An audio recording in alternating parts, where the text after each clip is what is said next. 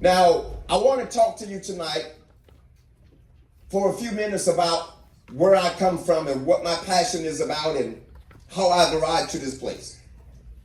But before I talk to you about my story, I want to tell you a little bit about my success, a little bit about my accomplishments. I've been speaking motivationally for 33 years. 33 years.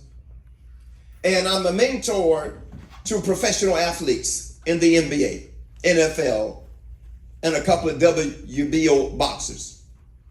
I've started my own speaking television show several years ago that broadcast around the world. And I also was advertising on 3 different television stations. I also had a couple of radio stations that I spoke on that advertised my voice and my impact in the local communities. I started a transitional house for homeless people several years ago to get homeless people off the street and people who were incarcerated, who were coming out of jails and prisons, people that no one else wanted. And I would bring them into my facility and I would help them to renew their thinking, to change their minds, to recalibrate their dispositions, to overcome their dysfunctions. I would help them to get their lives together, to get jobs, to be restored back to their families, to get off of drugs, to get away from the criminal lifestyle. And I would help them to be able to gain a new identity and begin to live a successful life and become a contributor in society. Some of the other things that I did is I started speaking in jails and speaking in prisons. And not only do I speak in jails and prisons to men and women and juvenile detention centers to young juveniles, but I also speak for the federal government. On August the 12th and the 15th, I was in Tampa, Florida, speaking to FBI agents, teaching leadership workshops to FBI agents, to HUD agents, which stands for Housing Urban Development Agents, to Defense Intelligence Agents, and even people out of the Oval Office with President Joe Biden. A couple of weeks before that, I was in New York for a leadership conference where 30 colleges came together in Times Square. And I was their keynote speaker and I did a workshop teaching on leadership. A few days after being in New York, I was in a prison in Arcadia, Florida, speaking to hundreds of men, telling them not to ever give up, to keep their hope, to keep their faith, and to utilize the time that they have incarcerated, learning how to become the best version of themselves and realizing that the issue is not with being in the physical jail, but the issue is being in a mental jail. Because before someone is ever arrested and thrown in the backseat of a squad car and hauled off to the county jail or the state penitentiary, they had to be arrested first in their mind. They were confined in their mind. They were bound in their mind. They were incarcerated in their thinking. And whenever you're incarcerated in your thinking, you're incarcerated in your life. Whenever you're incarcerated mentally, you will eventually become incarcerated physically. So I talk to them about that. I go into high schools and I talk to kids in high school. I do workshops for teachers. I'm a speaker. I go around the world. Wherever I'm invited, I go. I speak in churches. I speak on other people's television stations. I enjoy empowering people to overcome adversity and to live their best life. And it is important to understand not only what I do today, but it's equally important, if not even more imperative, to understand how it all started and where it all began in my life. You see, my story, ladies and gentlemen, does not start with me being a mentor, a counselor, a life coach, a motivator, a public speaker. My story does not start with me being a leadership trainer. My story does not start with me being an interpersonal skill developer. My story began when I was 13 years of age. At the age of 13, ladies and gentlemen, I was a straight A student in high school, having some problems at home, having some issues because I felt unloved, unwanted, unaccepted. I felt like nobody really wanted me around. My mother, who loved me dearly, who did her best, gave birth to 3 sons by the time she was 16 years of age. My mother, who loved me dearly and did her best for me and my brothers, could not afford financially to take care of me because I was born at her age of 14. So she handed me off to someone who was more financially stable. And that person took care of me and raised me until I was 5 years of age. And then at about the age of 5, she handed me back to my mom because she had to go into the hospital for an extended stay. And when she handed me back to my mom did her best with me. Out of pure love, out of pure effort, she tried. But there were times that times got too tough. And she would hand me off to a family member to go and stay with a family member. And then there were times that she would say, hey, you can go and stay with church family members, not real biological members, but if you're in a church together and you're real close, you're considered family. Then there were times she said, you need to go live with your dad. My dad was a drug dealer, living on the other side of town. My dad was a very abusive man, somebody that I was terrified of. Because whenever he did come home to be with my two brothers and my mom and I, he came home to beat us up. He would be there for about a week.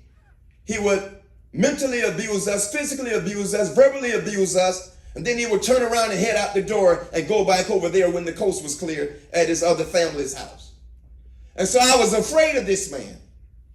And when I got 13 years of age, my mom came to me and she said, Rico, I can't do anything with you. I have to send you to go live with your father. And in my mind, I'm thinking, no, that man will kill me. I can't go live with him. Consequently, at that same time, in the 9th grade, there were some kids in my class, and these kids had it going on. They had money in their pocket. They had on nice Adidas. They had gold chains around their neck. They had gold teeth in their mouth. The girls wanted to be with them, and the guys wanted to be like them. And they found me as being a cool fella to hang out with. And I started building a little attachment with these guys in my class. And one day when I decided that I couldn't go live with my dad, I decided these guys, they accept me, they understand me, they embrace me, I'm going to go live with them. And so at the age of 13, with an undeveloped, immature mind, I made an immature decision to run off from home and to go live on the side of town where these guys lived in my class. I had no idea at that time that these guys were drug dealers. I had no idea that these guys would not take me into their home. I had no idea that these guys didn't really care for me like I thought they did. And the very first day I ran off, I found myself homeless. At the age of 13, I'm sleeping under an oak tree, eating out of trash cans, waiting for people to finish eating their food, and whatever leftovers they left, I would come out and get it and go back to my little hiding spot under the oak tree. And I survived like that for months. In the wintertime, no clothing, no money, no food, no family, no support, no toothpaste, no toothbrush, no change of clothing, no soap, no bath rag, not even an extra pair of underwears. And for months, I'm sleeping under this oak tree, in the rain, in the cold, at the age of 13, trying to stay up all night long, because there were several times I found myself having to get up and run for my life just to survive the night. And then one night under that oak tree, this car passed by and stopped. And the guy let the window down and he said to me, why are you always sleeping out here under this tree? Why are you hanging out here at this time of night? Every time I come by, I see you here. I replied back, because I don't have anywhere to go. I don't have any place to live. He said to me, come and get in my car. I went and got in his car. He took me to his rooming house where he and other drug dealers lived. And when I arrived to the rooming house, I felt what I considered at that time love. I felt accepted. I felt embraced. I felt like I found my family. And in my little heart, I became loyal and committed to those guys. They fed me. They bought me a change of clothing. They put a couple of dollars in my pocket. But after a week or so, the guy who picked me up, he said to me, he said, Rico, if you're going to survive in these streets, you got to learn how to hustle. You have to make money. And he handed me a bag of crack cocaine. And he said to me, at the age of 13, go out there on the corner and sell these drugs. And bring me so much off of this bag of drugs and you keep the rest. And this is how you're going to survive out here in the street. In my immature mind, I had no idea what I was about to get myself into. I had no idea that I had options. I had no idea that there were other alternatives for me. So what did I do? I took his offer. I got the bag of drugs. I went to the corner and I started selling drugs. And at the age of 13, I became a drug dealer. One of the guys that were also a drug dealer introduced me to alcohol. He said, hey man, you can't buy it, but you can drink it. And he handed me alcohol and I started drinking. And at the age of 13, I became addicted to alcohol. Another guy walked up to me and handed me a joint of marijuana. And he said, I know you're only 13, but here, hit this. And I grabbed it.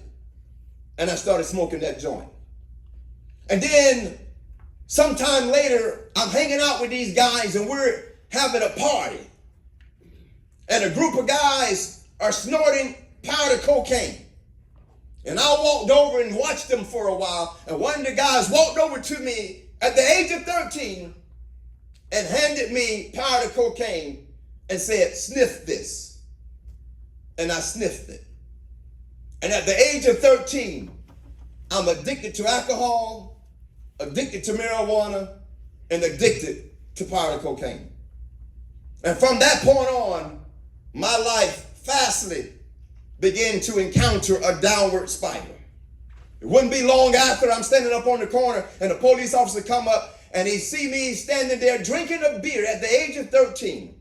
I was so naive, I didn't even realize that it was illegal for me to have an open can of beer in front of the police officer.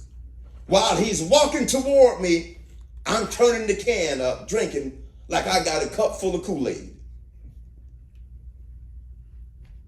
He grabbed me, put my arms behind my back, put handcuffs on me, hauled me off to the juvenile detention center. When I got there, I called my mom. My mom came and got me out. I went right back to the streets. Sometime later, I got arrested again. Mom got me out. I went right back to the streets.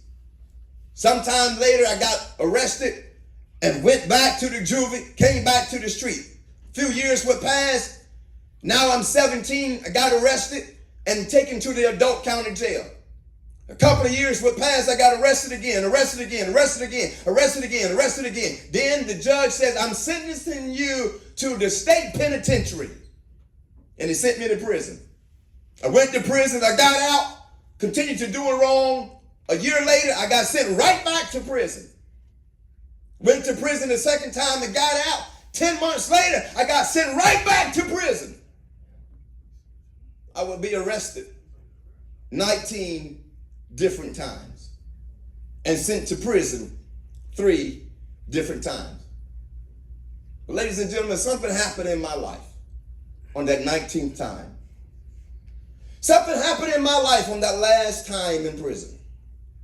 There was an older Caucasian gentleman who saw how young and how lost I was, and he decided to take me under his wing and be like a father to me. His name was Billy. Billy did like 30 years in prison and was never going home. Billy had accumulated his own personal library. But Billy had no family on the outside to support him.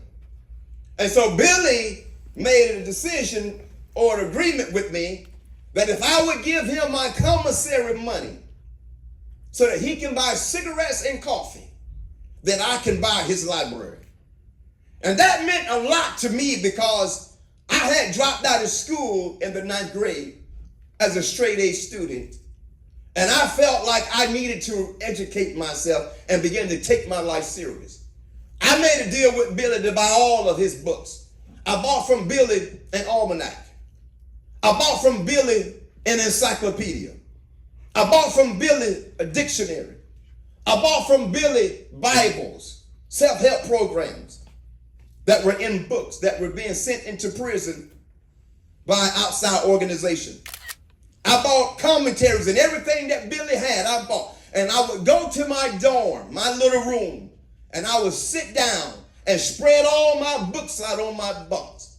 And for 10 hours, 12 hours a day, for years, I would read, I would study, I would learn, I would memorize. And I became self-educated in prison. And I made a decision, ladies and gentlemen, while in prison on that night, on that 3rd time in prison, 19th time being arrested, that I have something special, that I have greatness in my life, that I will not live and die a drug dealer. I would not live and die as a criminal. I would not live and die as a young man who has a mistaken identity. I would not live and die as a lawless, ruthless young man with no purpose in life. I made a decision to change. I made a decision to look into personally and to look internally and discover what my potential is, what my gifts and my creativity is. And from that moment on, my life began to change. And on November 30th, 1995, I was released from prison. And when I walked out of the prison, down on my knees I went. I bowed and I kissed the pavement. And I made a promise to myself that I'm never coming back to prison again as an inmate. I'm never coming back as somebody who was incarcerated. But if I ever come back, I'm coming back to help those who are incarcerated to get free in their mind, to get free in their thinking, so that they too can discover the life that I discovered on the inside. November 30 of 25 will be 30 years. November 30 of 2025 will be 30 years that I've been out of prison. And if nobody else celebrates my breakthrough, I celebrate my breakthrough all by myself. Now,